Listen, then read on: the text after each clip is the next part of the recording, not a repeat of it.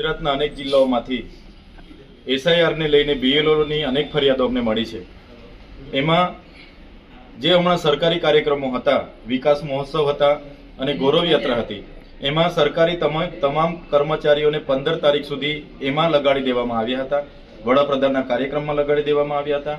એ બાદ ગત રોજ તમામ જિલ્લાના બીએલઓને મામલતદાર કચેરીએ બોલાવીને ધમકાવવામાં આવ્યા છે।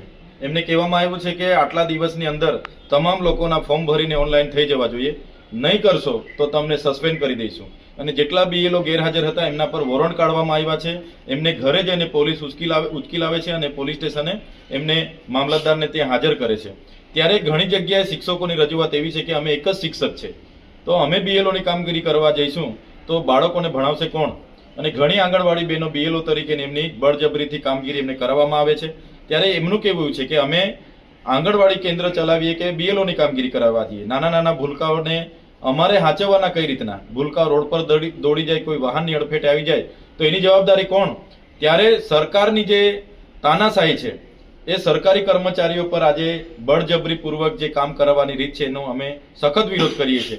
જો તમારે આંગણવાડીઓ પર આટલું મોટું કામ કરાવવું હોય તો નામદાર હાઈકોર્ટે 2 વખત ઓર્ડર કર્યા છે કે એમને કાયમી કરવામાં આવે, 24,600 રૂપિયા દર મહિને પગાર આપવામાં આવે। કેમ સરકાર આપતી નથી?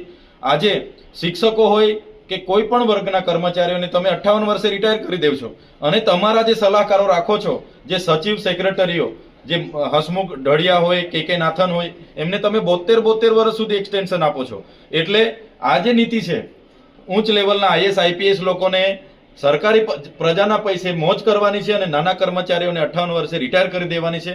એમની કોઈ સલામતી નથી। એમને જે પેન્શન છે, જૂનું પેન્શન યોજના એ પણ બંધ કરી છે, એ પણ લાગુ કરો અને કર્મચારીઓ પર આવી રીતના કામ જે કરાવવામાં આવે છે એ ખૂબ જ ગંભીર બાબતો છે।